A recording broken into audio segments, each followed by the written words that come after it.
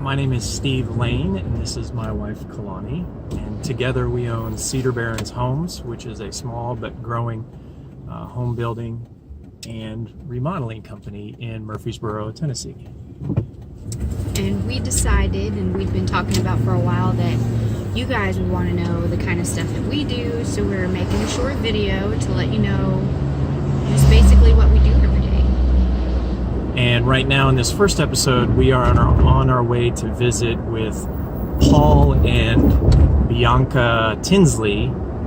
Together they own Tin Roof Restorations, as well as Bianca is also a realtor for Keller Williams, also here in Murfreesboro. So we're going to go visit with them to look at a very unique home they own and they're interested in having us do work on. It was built sometime in the 1800s, so we're going to find out more about it and find out more about them. Paul, how's it going? Hey, how's it going? Good seeing you again. Hi. Good seeing you again too, Bianca. Good to see you. We just wanted to thank you guys for taking the time to do this and showing us your house. I tell you what, first why don't you just tell us a little bit more about yourselves and how you came to buy this house, and then give us a tour of this house. Absolutely. Well, we started flipping houses about 4 years ago, and we were doing just one a year for a while, and then last year we actually started our company and did 10 houses last year. We were all over the Middle Tennessee area, and now it's been really important to us to try and get very close to where we live in Murfreesboro. We love the community, and we absolutely love what's going on downtown with the houses being renovated.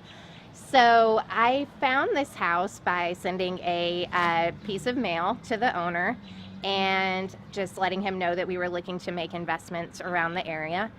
And he got back to me, and I had to kind of do a lot of convincing with him. So in our typical sale, it usually just takes, 1 or 2 meetings with the seller.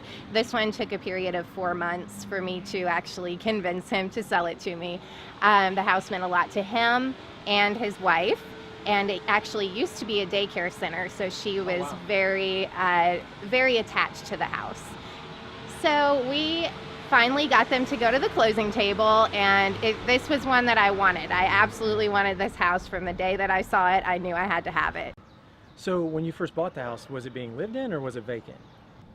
Yeah, so actually the granddaughter was living in one of the sides of the house. It was actually a duplex when we bought it. So, and then the other side was full of a bunch of antiques, which we still have some of. Okay, great. If you guys are ready then, why don't you take us on a tour of your house? Yeah, absolutely.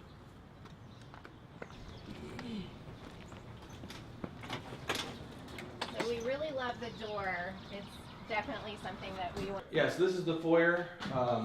We did have some people come in and take down, there was plaster everywhere, exposed a lot of the original brick. We've had a little bit of brick repair done, but not much other than that's been done on the house at this point. So there's quite a bit of work, obviously, that still needs to be done. And then this floor, this is heart pine, and if you look really closely, you can see it's like there's different widths here. Mm-hmm. And based on that, different widths, and I can also tell that this is definitely not tongue and groove. So this is very likely an original floor. The reason I say that, and the reason I put the emphasis on the tongue and groove, is because tongue and groove wasn't invented until 1895. So, and it really didn't start coming into use really until the early 1900s. So with this house being 1865, 1870, this is likely original floor, but I see some other floors here that may not be original. So yeah, it was really important to us to get the brick exposed because we just think it's so beautiful and unique, and it's just going to clean up really nice. It's very tactile. Yes. Yeah, really it is. Mm-hmm. Okay. Wow, like the fireplace. Yeah, it's got fireplaces on either side. That's the one other thing we did have done is this house had 4, well, I guess call it 3.5 fireplaces. There's one for a potbelly stove back that direction, but there was a 4th fireplace in between what we're calling the living room and kitchen. So we had a brick wall taken out, but yeah, we haven't opened them up to see what's in there, but. I suspect, I don't know, this is definitely a coal burning insert where they would burn coal. I'm thinking that the coal part may not be original. They may have what's in behind there, what we call a Rumford fireplace, it's a really shallow firebox, typically a little taller, a little wider, and it has a special throat that uses like Bernoulli, right? Sticking your thumb over the end of the garden hose. It allows smoke to go up the chimney, but still lets a lot of heat be projected in the room so you don't get smoke filling up the room. And what I was alluding to earlier, like this is oak strip flooring. This is like, 1940s era flooring. This might be original though, because you can see again back to the varying widths and no tongue and groove. So, it may just be that somebody wanted to put some new floors in and they just put it over top with this oak strip flooring, but the oak's definitely not original. Well, and to support that theory, this floor is exactly this floor width above the entryway. The different elevations. Yeah, so they definitely probably just tacked that right on top. And then a lot of people don't know it. We see these older houses, we see these really high ceilings. This is old school air conditioning, right? So hot air rises, so the hot air would stay near this ceiling, and that would make the temperature down here where you're standing much more comfortable. And that's why you also see, although this is a poor example, standing next to me, you typically would see like really tall double hung windows, meaning, everybody tries to sell double hung windows as like, oh, you can clean them from the inside. It's not really what they were for. They were so you could open the bottom sash, cool air comes in, you pull down the top sash a little bit, the hot air escapes, you get this nice convective loop, and it keeps the homes much more comfortable without, air conditioning, which obviously you wouldn't have had back then. The ceiling height was really a nice surprise in this house because we are used to renovating old homes that have low ceilings. Yeah. And so with the ceiling height, and you just walk in and it's just going to be amazing when we go to sell it, how high the ceiling is going to be, and just really makes it feel so open in here. Let's go work our way toward the back. I'm not sure what to do with this yet. We'll get to it later, but through here is where one of the other rooms actually comes out, so we're going to need to open this up and let that part of the house come in. There's one of the only bathrooms in the house was this bathroom, which we definitely want to redo and move because it's just not a good bathroom at all. It's really pretty awkward. But as we move back, we move from 12-foot to 10-foot ceiling, so it's still nice and tall in most places. So it's a nice open feel still. And then this is what we're thinking, and we've got to figure out the floor plan, but kind of the interim thought is this would be the living room, and this would be the kitchen, and just do the open plan. We actually pulled a brick wall out right here, and a big double-sided fireplace right here. And then ripped out all the old nasty kitchen cabinets. So we've done some of the demo, but we haven't really finished. So there's more to do there. There's a lot of work to do in the ceilings. It looks like the ceiling joists are in great shape. Now I see something here that's really kind of a treat that, to be honest with you, I haven't seen before. Those look like the rafters are cedar logs, about 4 inches in diameter. And they have a flat spot on the top, so I suspect that was probably like hand hewn or whatever. And then if you can see the 1x4s that go perpendicular to that, we call it strip decking. I'd say there was a really good chance that it was strip decked originally and had a wood shake roof on it. That would have been something you would have seen in that time frame, but it's hard to know for sure until you start getting in there and doing demo. Definitely not the kind of thing codes people would like to see for when we go back. So I'm sure those are things that'll have to come out. But those ceiling joists are in great shape and they're oversized, so those would be fine to stay. Obviously, there's not really any crawl space here at all. Like normally you'd see about a 2-foot crawl space, which would allow you to at least sort of belly crawl to do maintenance, and there'd be a vapor barrier and all that. Well, obviously here, it looks like at the most maybe 12 inches, and that's probably only right here because they made some sort of access. Looks to me like it's probably only 10 inches in most places, which obviously creates challenges. So coming in here, this room has the high ceilings as well, the 12-foot plus ceilings, and we did expose all of the brick in this room as well. We took down one of the plaster walls, and then it was so pretty we decided to just take them all down, so that was not a fun job for the crew, but it's looking, it's going to look great when it's done, so. Yeah, and this room out of all of them was the strangest. I don't really know why, but over here, obviously you can tell we've got a lot of replacement bricks.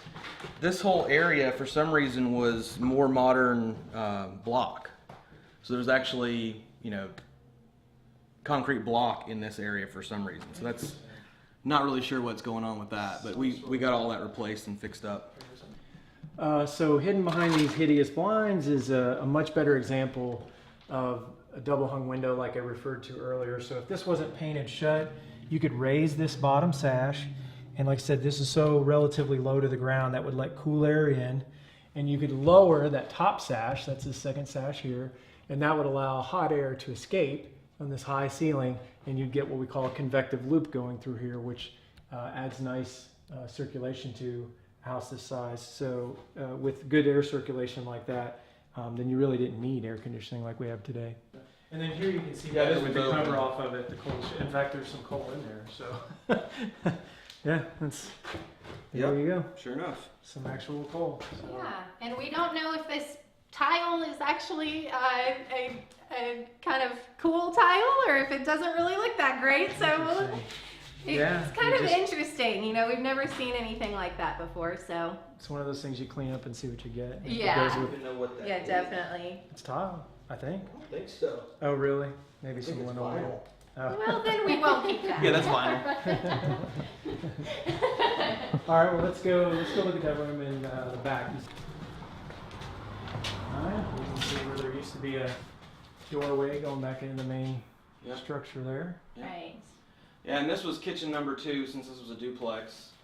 This area here was the kitchen. There was a little dining table over there, and like she mentioned, this whole part of the house was completely full of antiques. So when you come from the door, you had a little path that you could walk through the house in a little maze, and that was it. The whole house was full. So you could have shot an episode of Hoarders.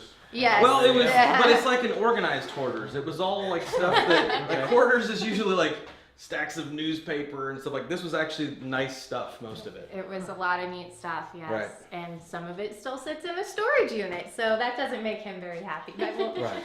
we'll Yeah. figure all that out. And then here's some wood frame walls that obviously look like they were added later on, probably not original, but what do Yeah. we got in It there? was really cool, Tongue and though. groove. Yeah.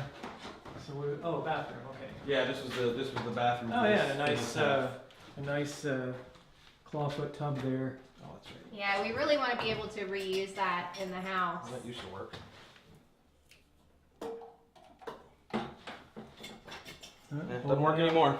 Yeah, I think that's there's folks that restore these, and actually this one is in really good shape on the inside. So you might be lucky. This might just clean up the inside. Obviously, you'd want to paint the outside, No, it's beautiful. unless you like the mauve. But the enamel and stuff in the tub is actually really good shape. So I don't know. Hopefully, you get lucky on that. That'd be good. I hope so. Yeah. Yeah, we want to try and keep a few things from the original house. Well, original to us, right? We're using it if possible. We always try to keep a few things here and there. Well, I guess let's just take us around the back, I guess, and we can look at the backyard, and Sure. then we'll just finish up in the front. Yeah.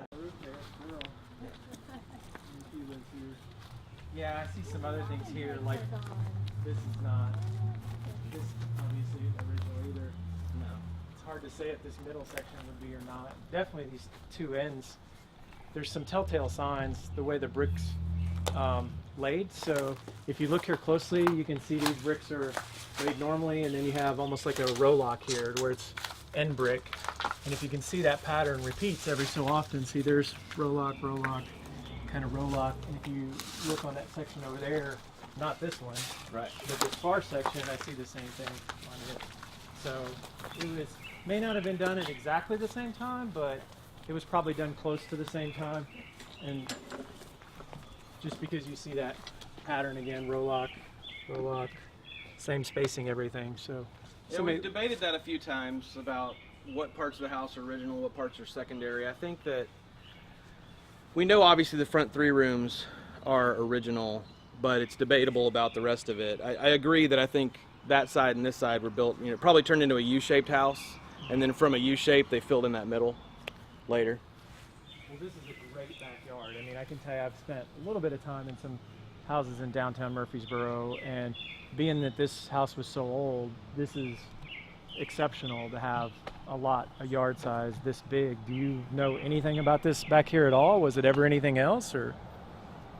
As As far as we know, there is all of that concrete over there, so we think that it was actually like a place where they parked their cars and everything back there. But yes, this is absolutely a huge selling point, having this big backyard. It's very uncommon to have a backyard this large in downtown Murfreesboro. Big enough for a pool. Yeah. It is, or a garage. Well, and the only thing we really do know, and I don't know if it's related to any of that or not, but the house does have addresses on 2 streets. So it has an address on Academy and on Bell. Yeah. So that side of the duplex is Bell. Oh, gotcha. I understood. Okay, I understand. Yeah. Okay. Yeah, and there's some great old mature trees here too, which makes it really nice. Yeah. And you can just walk right to the downtown restaurants and shopping and everything, so it's a great location. Well, if it's okay, let's go ahead and go around front and sort of wrap up here. So, in my opinion, this porch is definitely not original. I mean, obviously the concrete's not, but it wouldn't have been unusual for somebody to come in later and if they had a rotting porch floor to put concrete in. But to me, just the columns don't look right. The style of this original brick house, we would call it federal style. And this long, full-length front porch, that would have not been consistent with a federal style porch. I suspect it was something added later on. But if I get to do the research I want to do, maybe we can find out if I'm right about that or not. Well, we really appreciate you taking the time today. If it's okay with you guys, I'd really like to do some more research about the house because I see some things in there that are sort of question marks for me that I'd like to get to the bottom of. We've got, as it just so happens, right down the street, we have Rutherford County Historic Society. They would probably be a very valuable resource. And then MTSU has some folks that do historic preservation that they might be of help too. And then once I talk to them, I'd like to put together a game plan of how we can get at this thing and come up with a design. We'll sit down and talk about that again. Do you have any questions for me? Does that sound... No, that sounds great. We are really looking forward to learning more about the house and especially the age of it and the history behind it. So we can't wait to hear some more about it.